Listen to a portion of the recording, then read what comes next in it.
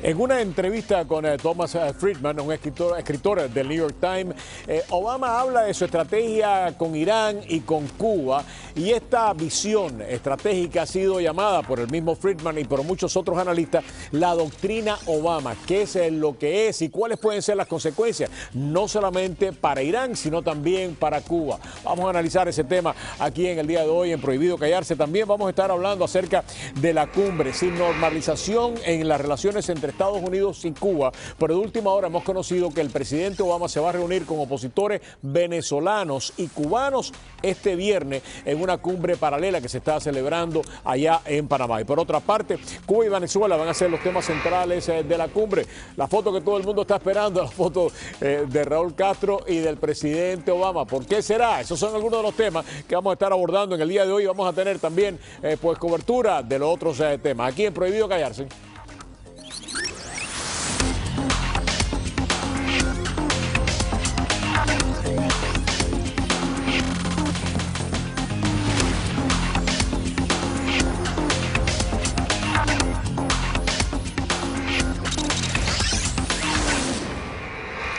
Muy buenas y bienvenidos a Prohibido Callarse. Yo soy Roberto Rodríguez Tejera. Enseguida comenzamos ya con nuestro contacto en Panamá. Pero antes, permítame presentar a los invitados que nos van a ayudar pues a navegar por este análisis en la noche de hoy. Tenemos a Sebastián Arcos Casado, un querido amigo del Instituto de Estudios Cubanos de FIU. ¿Cómo te va? Muy bien, muchas gracias por acompañarnos. Y también tenemos una colega de acá de Mira TV, analista política internacional, Vilma Petrache. Qué bueno tenerte en el programa, Vilma. Pero antes de pasar, permítame ir directamente a Panamá con lo último que está sucediendo por allá. Precisamente hacemos contacto con José Antonio Gil. José Antonio, gracias por acompañarnos. Adelante, comparte con nosotros lo último que esté sucediendo que sea de beneficio para nuestros televidentes. Adelante, por favor. Sí, buenas tardes a todos los amigos de Mira TV. Efectivamente, Panamá está de gala con esto de las Américas, ya algunos detalles, en la ciudad también será el Centro de Convenciones de Atlapa. José Antonio, estamos teniendo problemas, perdona que te interrumpa, estamos teniendo problemas de audio. Vamos a tratar de restablecerlo y tan pronto lo restablezcamos, pues regresamos a ti. Pero de todas maneras, nuestro compañero Luis Guardia ha preparado este trabajo que lo compartimos con ustedes mientras pues tratamos de recuperar pues la comunicación con José Antonio Gil. Adelante con el trabajo. Because I think it is not that you promise the meeting at that high a level before you know what the intentions are. I don't want to be used. Irresponsable y francamente ingenuo fue calificado durante un debate del hoy presidente Barack Obama en materia de política exterior por la senadora y aspirante a la nominación demócrata Hillary Clinton, cuando se le preguntó si de salir elegido aceptaría reunirse con mandatarios de países enemigos. We are in a position to say that they are going to have to carry some weight in terms of stabilizing the region. Obama va en camino de cumplir aquella promesa. We reached a historic understanding with Iran. 8 años después del intercambio con Clinton, negocia con Irán, un país al que la anterior administración colocó en el eje del mal, y prepara la reapertura de las relaciones diplomáticas con Cuba, un giro en una historia de confrontación política. Think about it. You've actually had the most intimate and direct.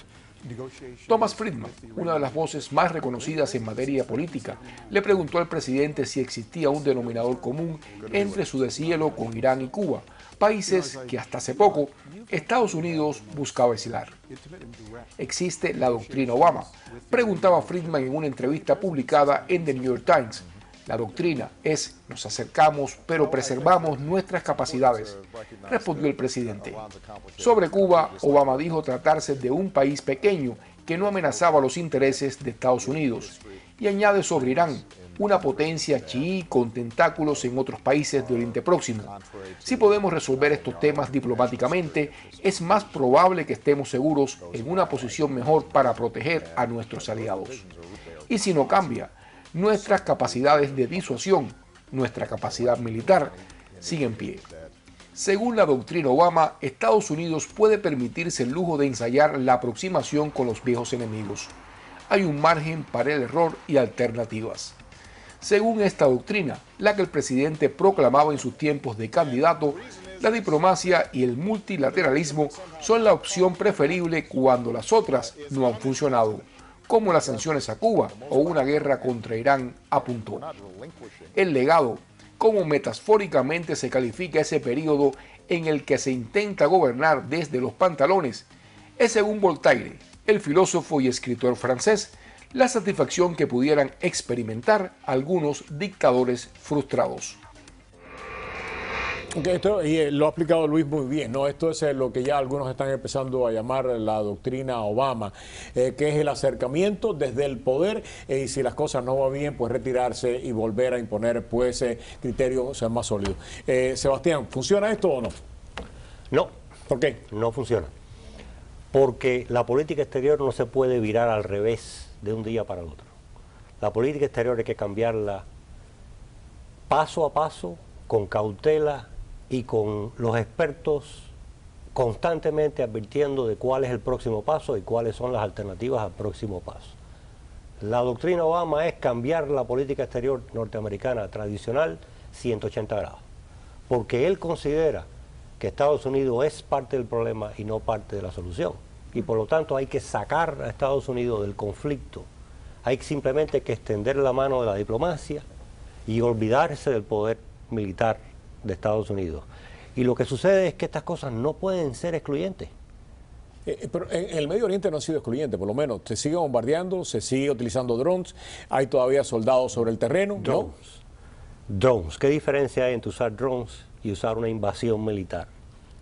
¿Tú prefieres la invasión militar? Yo prefiero la invasión militar cuando la invasión militar es la que resuelve el problema. Después de 10 años en Irak, la invasión militar parecía... La invasión militar de Irak no resolvió el problema. En el caso de Irak, okay, el presidente Bush utilizó de nuevo una política exterior excluyente. Solamente usaba la fuerza y no usaba el poder de la diplomacia. A Vilma. Vilma, en el caso cubano, había muchos cubanos que decían también, y eso, o sea... saquemos a Estados Unidos de la ecuación porque le da justificaciones al gobierno cubano, le da justificaciones a Fidel Castro, es la imagen de David frente a Goliat. Muchos venezolanos también, no todos, pero muchos venezolanos han dicho también, si Estados Unidos se mete mucho, la percepción va a ser de que nosotros no somos el centro del problema, sino es un conflicto bilateral entre Estados Unidos y Venezuela. Desde el punto de vista tuyo, como venezolana, como analista política internacional, de alguna manera este retraimiento del gobierno de los Estados Unidos, de la política exterior de Obama, ¿funcionó, no ha funcionado, debe incrementarse? Mira, yo creo que en política exterior siempre es interesante innovar. El problema es cuando la innovación te implica perder lo que llaman el poder blando, y es el prestigio de Estados Unidos y sobre todo comprometer principios.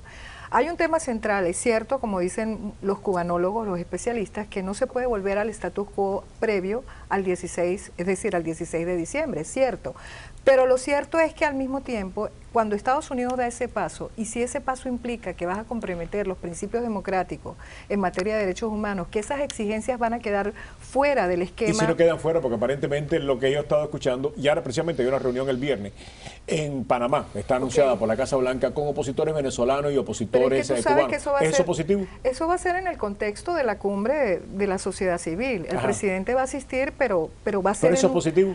Yo creo que es positivo. Lo que te trato de decir con eso es que si bien el tema de la democracia y los derechos humanos tiene que ser una bandera permanente para Estados Unidos, sobre todo en un momento tan crítico para la democracia de América Latina. Estados Unidos en el tema cubano abandonado y Venezuela abandonado su propio La doctrina Obama está poniendo en un mismo nivel, por ejemplo, a Cuba y a Irán, que no pueden ponerse evidentemente en el mismo nivel, pero también olvida el otro problema, que son las llamadas guerras del siglo XXI, son amenazas asimétricas.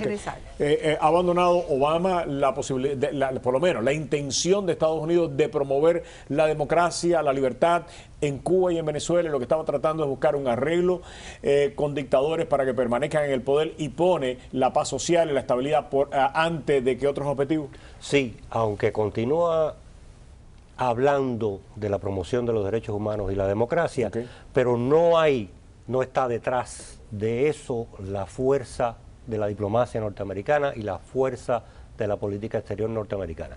Cuando tú abandonas una política tradicional de aislamiento del gobierno cubano por ser la excepción del hemisferio, gobierno totalitario que viola los derechos humanos y que es el que está más lejos del modelo de democracia occidental que promueve Estados Unidos.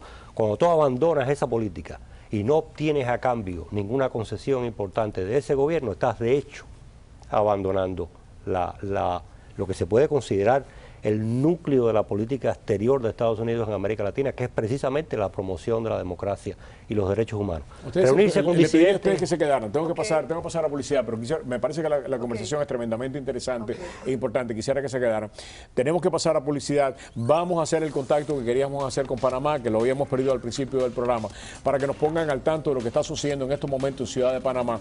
Y regresamos con el tema de qué está pasando en la cumbre, qué puede pasar, y también de este tema tan interesante acerca de la política exterior norteamericana, que sin lugar a duda, por acción o omisión, nos califica de una manera muy puntual a todos los que vivimos al sur del Río Grande. Regresamos.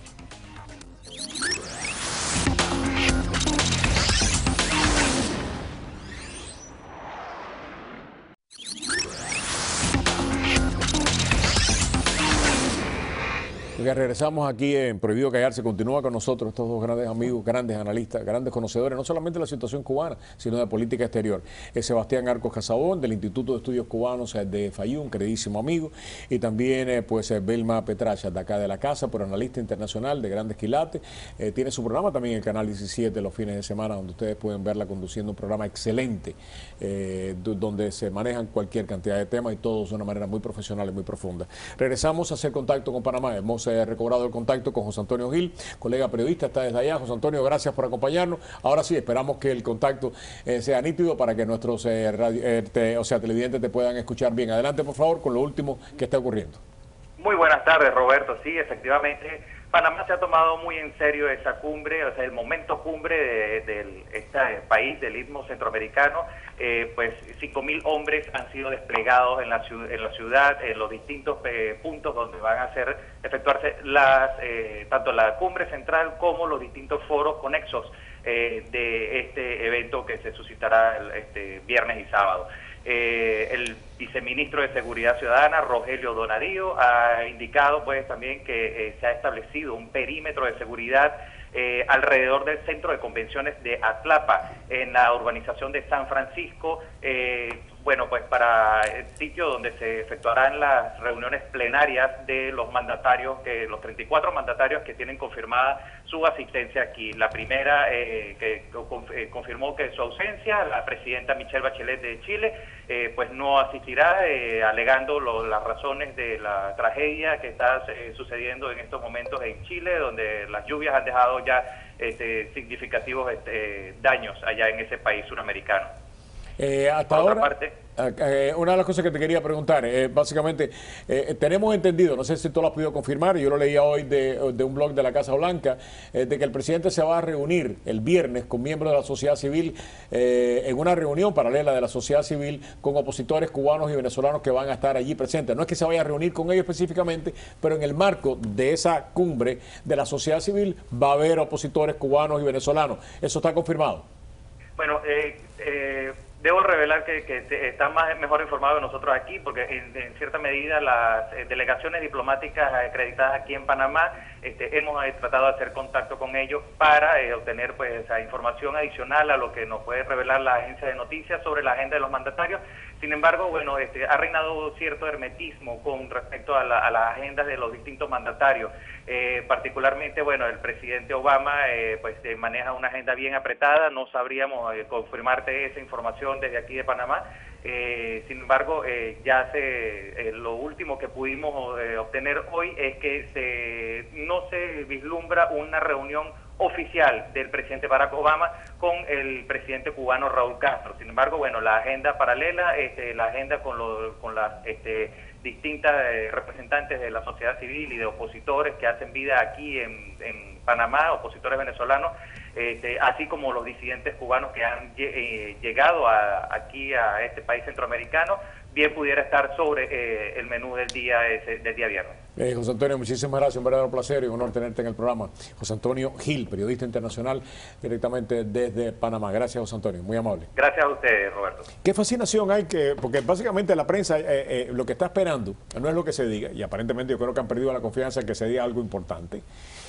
No es lo que muchos de los opositores van allí a reclamar, que me parece que eso sí tiene mucha más importancia que lo que puedan terminar diciendo pues algunos de estos mandatarios, sino la fotografía de Raúl Castro con Obama. A mí me parece eso un nivel de superficialidad pero tan peligroso que da pánico que nosotros los periodistas, digo que nosotros porque básicamente es algo que está pasando no solamente en Estados Unidos, en toda América, están allí, no por la cumbre, están allí para ver ese abrazo, ese apretón de mano. Es superficial. Desafortunadamente la prensa, los medios de prensa, sobre todo de prensa visual, que son los que controlan los mensajes, son los que dominan este medio, y los políticos a su vez actúan para viven pendientes de cuáles son las señales, los símbolos que utiliza la prensa para entonces hacer este rejuego. Es una actuación. Las cumbres son una pérdida de tiempo, todo el mundo sabe que las cumbres son una pérdida de tiempo. Una vez que Fidel Castro firmó la famosa declaración de Viña del Mar, donde se comprometía a defender la democracia y el pluripartidismo.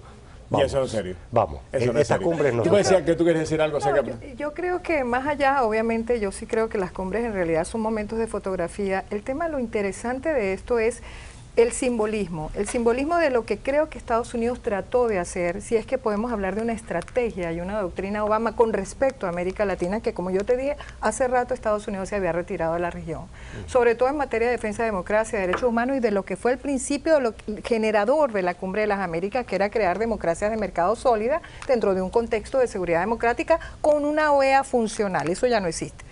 Evidentemente, la política de dos carriles era tratar de quitarse probablemente una traba en la relación con América Latina y tratar por el otro lado de que aquellos países colapsados en materia democrática, que ya son una alerta para la región, pudieran entonces generarse una suerte de cuarentena por parte del multilateralismo en el cual cree Obama que pudiera existir, porque Obama cree en la política multilateral, y entonces en consecuencia salvar a Venezuela o a otros países que pudieran seguir ese rumbo. El problema es que eso ya parece haber colapsado. En el mismo momento en que Obama trata de decirle a América Latina, actúen, señores, les toca a ustedes, ahora sale Obama y el gobierno retractándose, diciendo, este es un lenguaje pro forma, Venezuela no es ninguna amenaza, no se preocupen, por favor, yo no quería hacer eso. Creo que viene una actitud extraña, porque lo lógico hubiera sido que dijera, no señores, yo lo hago porque ustedes tienen que hacer lo correcto, que es defender la democracia y los derechos humanos en la región y evitar que se generen estados criminales corruptos como lo que ha pasado en América Latina, prácticamente la creación de un estado mafioso en las narices de ustedes. Sin embargo, pareciera que en este momento le está ganando la partida ese mundo, digamos, hasta cierto punto ajeno a la democracia, que ha colapsado el régimen democrático en la región, y hoy por hoy pareciera que el gran ganador de toda esta pelea es el gobierno de Raúl Castro, que va a quedar como el gran mediador entre Estados Unidos y América Latina. Es una cosa realmente insólita, y eso es lo que realmente hay que ver en esta cumbre, ese momento de fotografía. Y en la desconexión, esa desconexión que Vilma describe también de la política exterior de Obama, donde por un lado se critican las sanciones contra Cuba y se emplean o se imponen sanciones frescas contra Venezuela, ahí es donde se demuestra la incompetencia de política exterior de esta administración. Precisamente ese es el ejemplo vivo de la incompetencia de esta administración. La incompetencia que hemos visto en la negociación con Irán, o sea, no es que esté mal negociar con el enemigo, está muy bien negociar con el enemigo, pero está mal si para negociar y para alcanzar un acuerdo que pase al librito histórico del señor Obama, porque al final aquí hay muchísimo de eso, su legado histórico, está muy mal si para llegar a ese punto Estados Unidos renuncia a piezas importantes de su política exterior, como lo hizo en el caso de Cuba y como lo ha hecho en el caso de Irán. O tiene que distanciarse de sus aliados tradicionales, como en el caso de Israel. Exacto. Es lo que realmente estás viendo acá es que Estados Unidos está en un momento crítico donde está renunciando. Mira, alguien lo dijo y yo se lo decía a Sebastián antes del programa. Estamos en un punto en que los enemigos de Estados Unidos no respetan a Estados Unidos ni le temen, y sus aliados no confían en Estados Unidos.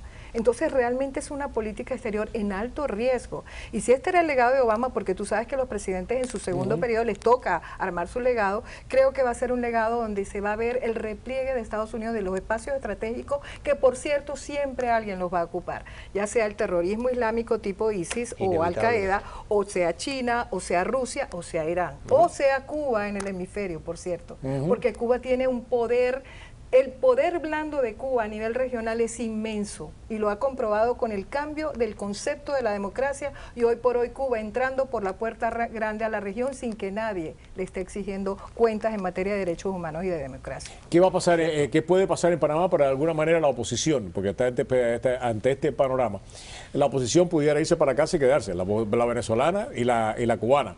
O sea, porque lo decía al principio, ¿no? Independientemente de lo que nosotros querramos, Estados Unidos influye por acción o por omisión.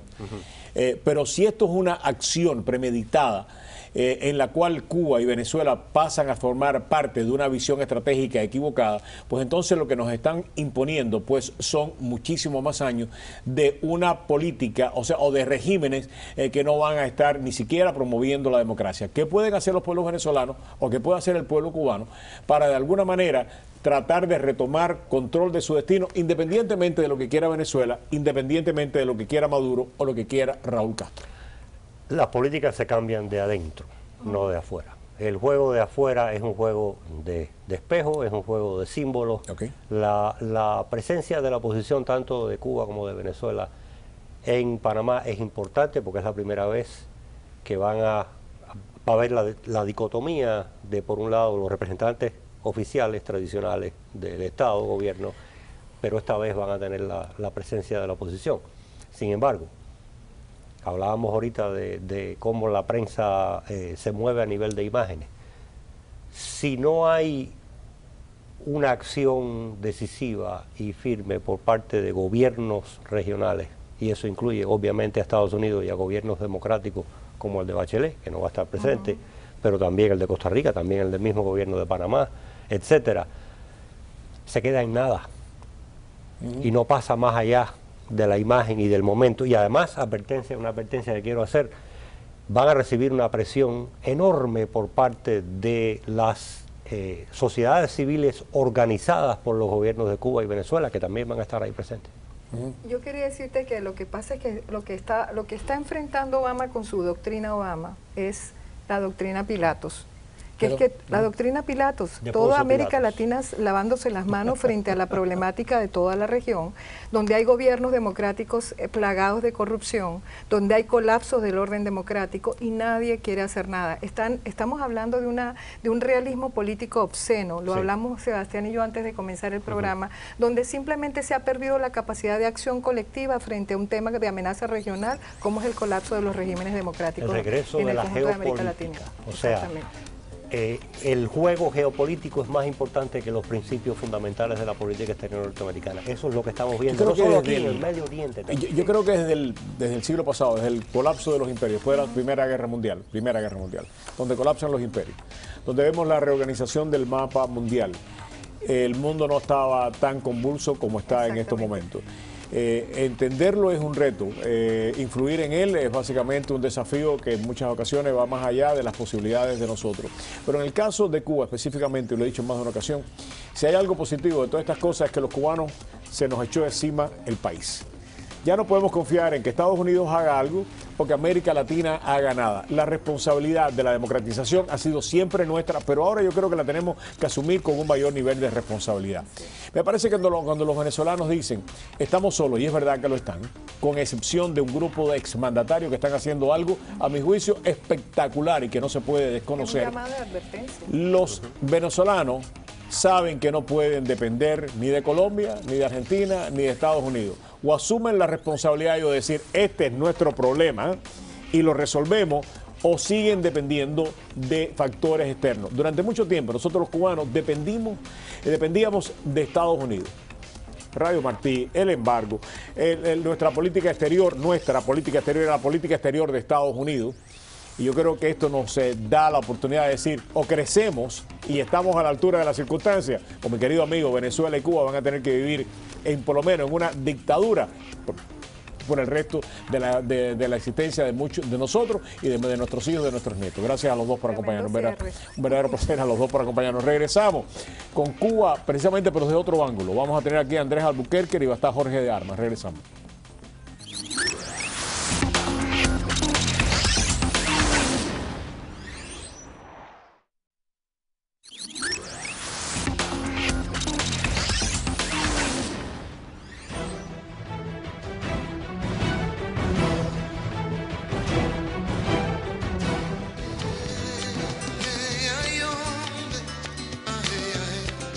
La cumbre comienza y una asignatura aún está pendiente. Estados Unidos tenía la esperanza de anunciar la apertura de una embajada en Cuba cuando el presidente Barack Obama se reuniera con Raúl Castro en Ciudad de Panamá. Pero una cosa piensa el borracho y otra el bodeguero, diría el refranero popular. Cuba aún aparece en una lista oficial estadounidense como estado que patrocina el terrorismo, y ambos países dilucidan sobre la libertad que tendrían los diplomáticos de Estados Unidos en la isla para viajar y hablar con el cubano de a pie sin ningún tipo de restricciones. 3 rondas de conversaciones se han celebrado desde el anuncio del 17 de diciembre. La última versó sobre el tema de los derechos humanos y, según lo escasamente filtrado a la prensa, pasó sin penas ni glorias. Y aunque el sacar a la isla comunista de la lista de estados patrocinadores del terrorismo internacional parecería ser una premisa de la Oficina Oval, el presidente debe entregar al cuerpo legislativo un informe donde se demuestre que Cuba ha dado progresos al respecto. Pero La Habana ha cerrado filas y ha apoyado irrestrictamente al régimen venezolano, que ahora remete contra la Casa Blanca, tras la decisión de colocar en una lista negra a un grupo de funcionarios chavistas. La cuerda se ha tensado y Panamá, al parecer, se quedará con el deseo de ser el lugar escogido para anunciar el restablecimiento de las relaciones diplomáticas y consulares entre la mayor de las Antillas y su vecino del norte. Que continuamos con este tema tan apasionante, ¿no? Tenemos a 2 grandes amigos de esta casa que nos acompañan. Está con nosotros Jorge de Armas, periodista, analista internacional. Está Andrés Albuquerque, analista político también. Qué bueno que los dos estén aquí para entender un poco mejor. ¿Qué lío entender esto, no? La política entre Estados Unidos y Cuba siempre ha sido rara. Yo no sé si es percepción mía, pero últimamente todavía está mucho más difícil de entender. Andrés. ¿Te acuerdas de Cumbres Borrascosas? ¿Cómo no? Esta cumbre es extremadamente borrascosa. ¿Por qué? A ver. Mira, yo soy de aquellos que tiene la firme convicción de que esto de Estados Unidos y Cuba ha sido siempre un gran teatro de ambas partes. Y la mayor responsabilidad se la doy a Estados Unidos porque es el país más grande, más rico y más poderoso. Es una de las pocas cosas en que yo estoy de acuerdo con Jimmy Carter. Es decir, si alguien tenía que llamar cordura al diálogo, a la manera de relacionarse entre los dos países, era este, que es nuestro país ahora, es una gran nación. Es bochornoso, vergonzoso, increíble la manera con que muchas administraciones de ambos partidos han caído en el abismo y la tentación del cachondeo, como dicen los españoles, en el tema cubano, sin en ningún momento tomar un procedimiento serio, un planteamiento serio. Yo estoy convencido que si cualquier administración americana hubiera de veras querido solventar el problema con Cuba, incluso sin ceder como parecen estar haciendo ahora, digo parecen porque en política nunca se sabe, se hubiera hecho hace mucho tiempo. Es decir, era hora que se hiciera. Ahora, lo que estoy viendo es que es un juego de niños, las conversaciones siguen secretas. Si este secretismo con Irán y con Cuba lo hubiera hecho Bush 43, lo hubieran crucificado ya en el medio de una calle en Washington. Mi querido Jorge. Voy a concordar en casi todo. Yo me voy de aquí, porque aquí venimos a discutir. No, pero esto es muy interesante. Tú has dicho una cosa, yo creo que hay 3 aspectos que tienen que tener en cuenta.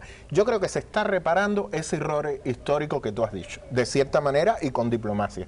O sea, está el escollo de la lista de países terroristas en las cuales Cuba no debió ser incluida y que está debilitando, y Estados Unidos también está poniendo ciertas condiciones en la movilidad de su personal, que son correlativas para el personal cubano también aquí. Pero yo tengo mucho miedo de que en aras de alianzas ideológicas se esté perdiendo la perspectiva. Y que los gobiernos, más allá de los intereses particulares... Matiza, porque estoy seguro que algunos televidentes no te van a entender. Voy enseguida.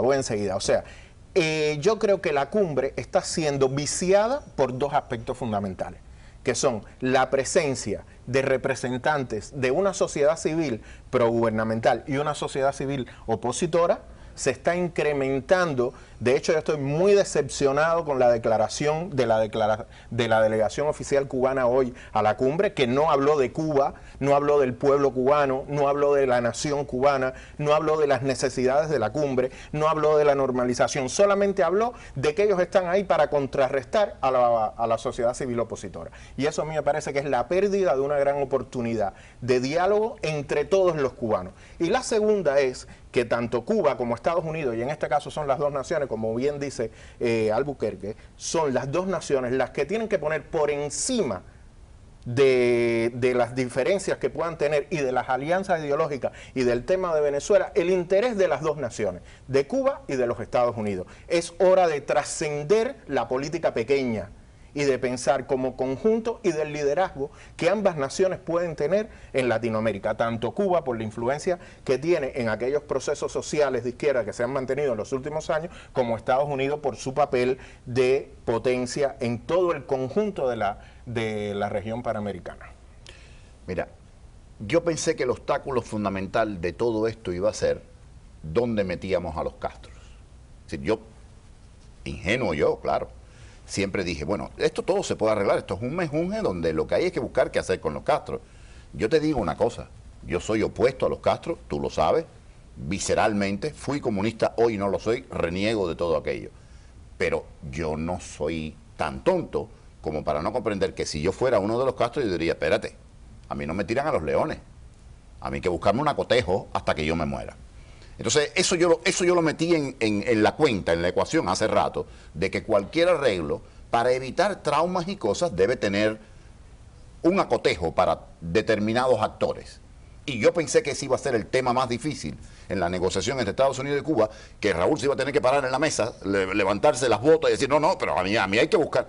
Pero estoy viendo que no, estoy viendo, como dice él, que todavía esto no ha avanzado porque tú estás en una lista, yo sí pienso que Cuba debía estar en la lista, pero no me quiero perder en esto y no quiero que lo que nos divide nos separe del meollo.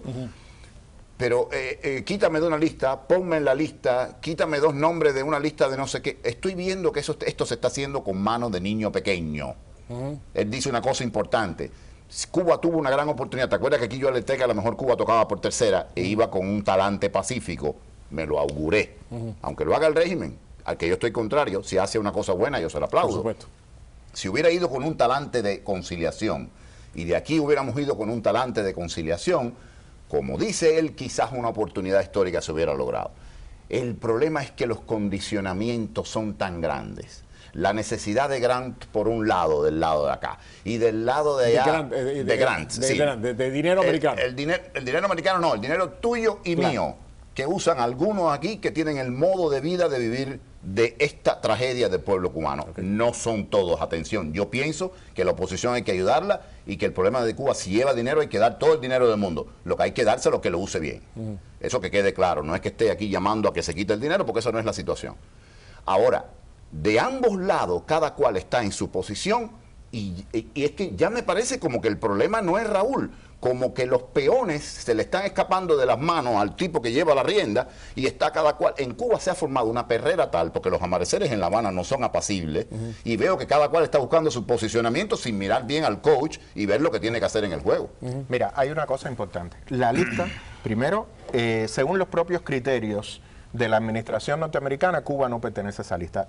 Como tú dices, vamos a pasar lo que nos divide porque es mucho más lo que nos une. ¿La administración americana tiene criterio? Sí, tiene criterio. Tiene criterio y, de cierta manera, vamos a quitar lo que nos separa y vamos a trabajar en lo que nos une. O sea, la eliminación de Cuba potenciaría que pudiera funcionar en el marco de relaciones normales. Bajo principios norteamericanos, Estados Unidos no negocia con terroristas. Esa pertenencia limita el funcionamiento político de las dos naciones, por una parte. Por otra parte, es mucho más importante trabajar en el, o sea, lo de los grants, te lo admito, hay mucha gente, yo en lo que estoy en contra es que exista dinero de nosotros, federal, como una política de cambio de régimen. Es perfectamente legítimo que los opositores exijan, pidan dinero de aquellos que están de su lado, empresarios, pequeños comerciantes, amigos y todo eso, no dinero gubernamental. Ahí es donde yo me opongo radicalmente y de hecho me opongo mucho más a que el dinero gubernamental pague viajes, casas, eso lo sabemos los dos, que es lo que tú has denunciado, es lo que has denunciado. Ahora bien, donde yo voy es un poco más allá. aquí va a haber 2 niveles en la cumbre, 3, de hecho. Estos foros paralelos, que ya se sabe que son una pérdida de tiempo, una pérdida de oportunidad y realmente un circo que se ha armado en torno a eso y en este caso tengo que decirlo con todas las palabras, la parte cubana está contribuyendo, hoy ha habido... La parte del régimen. Sí, no, del régimen, no, la parte que va en representación del gobierno cubano o de la sociedad civil no opositora, vamos a utilizar términos de civiles y no políticos, porque estamos hablando de sociedad civil. No, yo llamo régimen al de aquí también. La sociedad civil no opositora ha hoy hecho una declaración de guerra que parece de los años, ni siquiera de la Guerra Fría, estamos hablando aquí de los vikingos. Los oficialistas. Sí, han hecho una declaración diciendo ni se atrevan a venir a hablar conmigo, ni se atrevan, pero ¿de qué estamos hablando? No, si estamos construyendo... No, el oficialismo, eso le tocaba hacerlo a Raúl y a Bruno Barrilla. Es que lo están haciendo los que se supone que van en otra onda. Entonces, ese es un primer nivel que ya se sabe que va a ser una pérdida de tiempo y de recursos. ¿Entiendes? No sé quién los habrá pagado. En uno o ambos lados han botado el dinero. Es una botadera de dinero, en este caso, de los dos lados. El segundo nivel es la cumbre, o sea, el foro empresarial alternativo, que va a dar muchos resultados, porque ahí se va con una vocación pragmática de la situación y las relaciones gubernamentales. Ahora bien, ambos gobiernos tienen que ponerse a dejar de hacer política pequeña y hacer política hemisférica.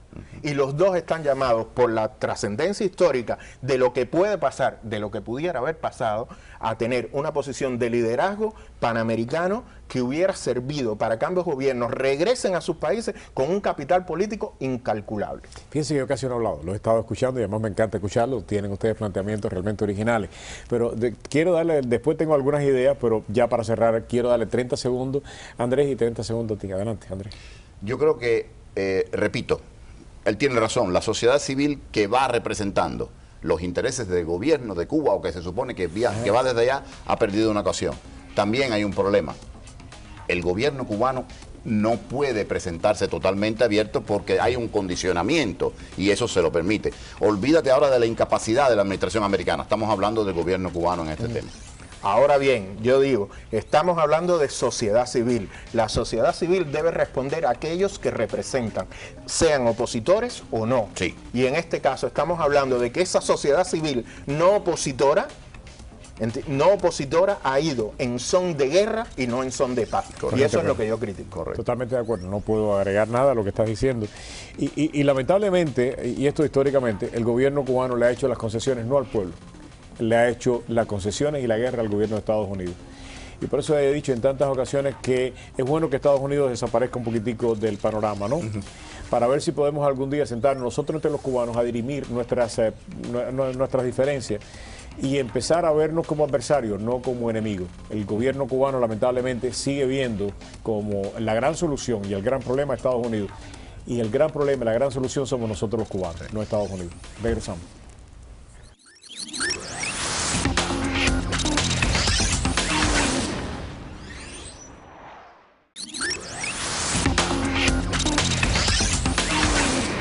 Continuamos acá y tal y como le habíamos dicho, tenemos a Anet Tadeo, se ha postulado hace solamente unas horas para el Congreso en el Distrito 26, actualmente pues se ostenta esa posición, Carlos Curbelo. Mi querida Anet, gracias por estar con nosotros, un verdadero placer. El placer es mío. Cuéntame, ¿cuándo fue que decidiste postularte y por qué te has decidido postular? A ver. Mira, postularme no es algo que lo tomé así de un momento a otro, es una decisión que toca tomarse tiempo para hablar con la familia, estar seguro. Sabes que tengo una niña de 8 años y pues eso fue lo más importante para mí, que ella sintiera que realmente quería que su madre continuara en esta lucha. Esta no es tu primera contienda, ya van 3, sí. No has tenido éxito en ninguna de las 3. Hay algunos que te están criticando, que están diciendo, Anet, o sea, lo que quieres es ganar una posición electa. Mira, no importa cuál sea, donde sea, el objetivo de ella no es servir a la comunidad, sino básicamente tener una posición.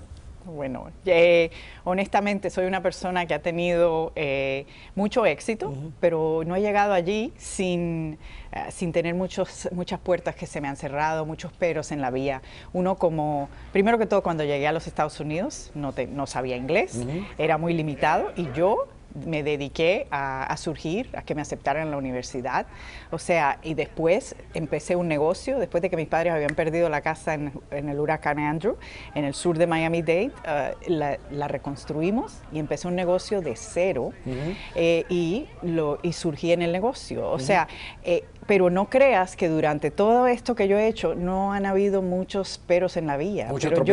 Pero yo aprendí de mi padre, de muy jovencita, que mi padre era volaba aviones de guerra en la Segunda Guerra Mundial. Al ser un piloto así, él realmente me enseñó en mí lo importante que es luchar por algo bueno y nunca dejar de luchar por lo que vale la pena.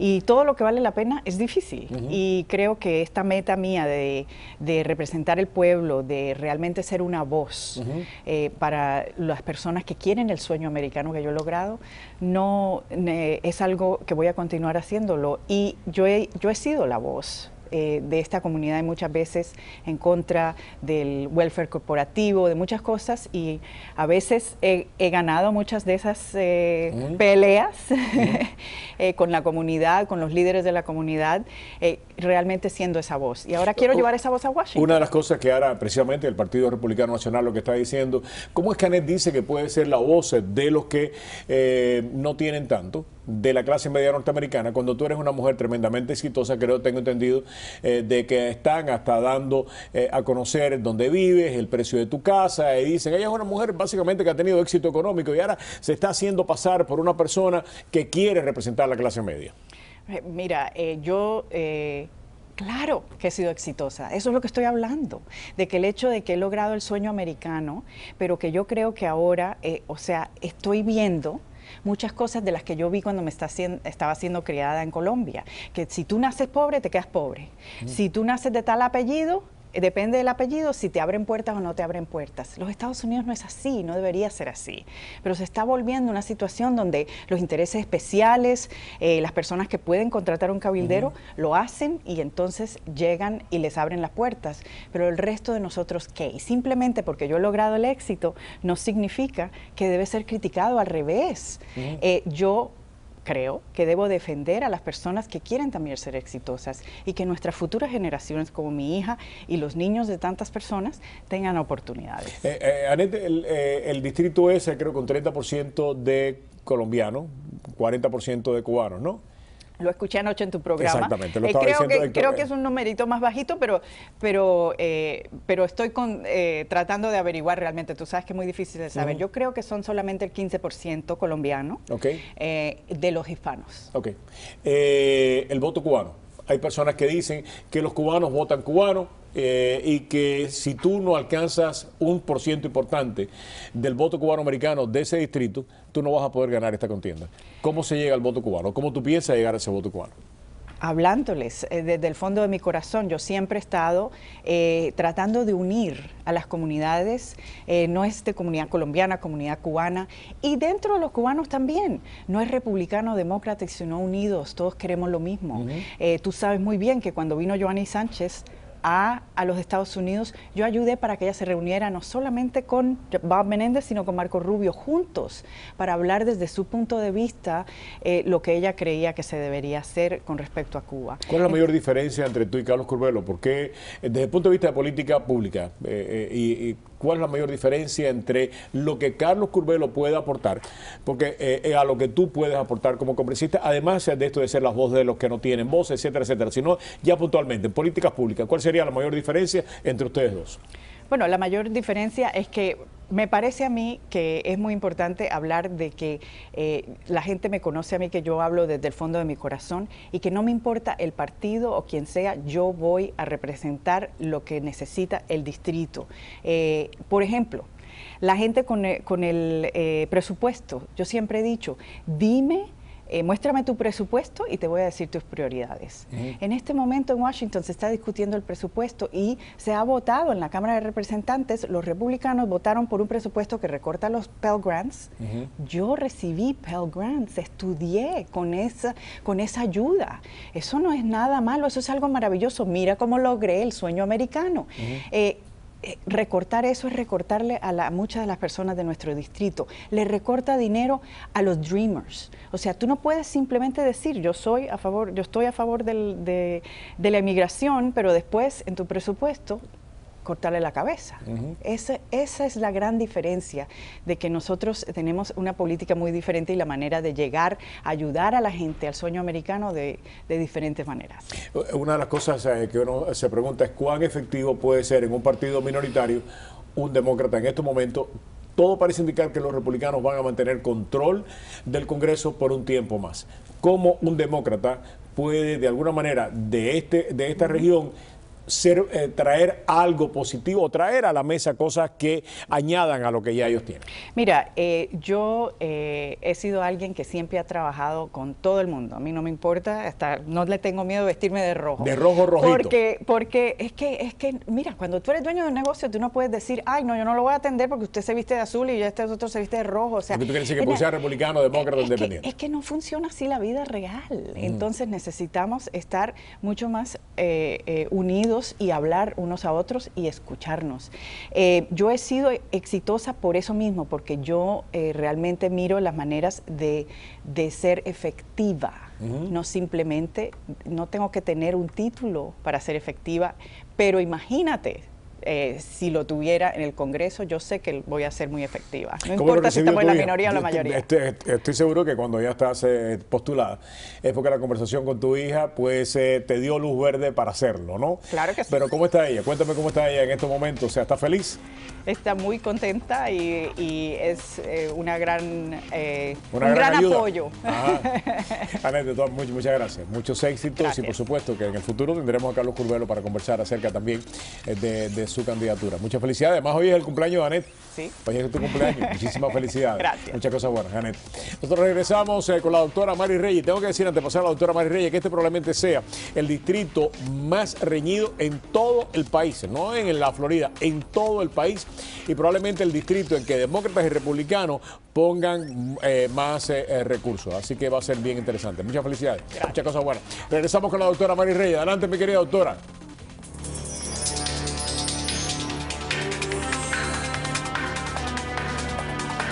Hola, soy Mary Reyes, abogada de bancarrota, y quiero hablar con ustedes, el público, sobre bancarrota y qué una bancarrota puede ser para usted. Una bancarrota puede parar el proceso de foreclosure. Yo sé que hay muchos problemas aquí en la ciudad de Miami y en Broward sobre los foreclosures. Lo que podemos hacer con una bancarrota es parar esa demanda. Y cuando uno para esa demanda, lo pone en pausa y le da el chance al cliente para que ellos puedan salvar su casa. La idea es pagar la casa de nuevo en un pago razonable. Se puede hacer esto por medios de la bancarrota. ¿Y cómo se hace eso? Bueno, yo hago todo el proceso, yo hago todo el papeleo para ustedes en mi oficina. La primera consulta es gratis. Lo puede llamar al 305-476-1900 para esa consulta gratis. Y ahí lo vamos a sentar, vamos a hablar del caso específico de usted. ¿Qué está pasando? Exactamente cuánto es el atraso. ¿Cuál es el próximo paso que tiene el proceso de foreclosure? Esa demanda se tiene que parar. ¿Y cómo se para? Con la bancarrota. Después que lo sentamos y yo hago el caso para usted, vamos a poder lograr, tratar de llamar y hablar con el banco sobre esa misma demanda. Y si uno puede, podemos llegar a un acuerdo con el banco. Si no, se puede cancelar la deuda. La idea es que la bancarrota para la emergencia para que usted pueda empezar a pagar su casa de nuevo. Bancarrota ayuda en diferentes cosas, algunas veces con tarjeta de crédito, algunas veces con cuentas médicas. Pero si el problema es con la casa, también podemos utilizar una modificación para ayudar a salvar su casa. Mary Reyes, yo soy abogada de bancarrota y los quiero ayudar. Ven y coge su primera consulta de gratis en mi oficina. Yo me voy a sentar con usted y vamos a hablar de los problemas que usted tiene. Llámanos hoy al 305-476-1900. Le espero su llamada. Gracias.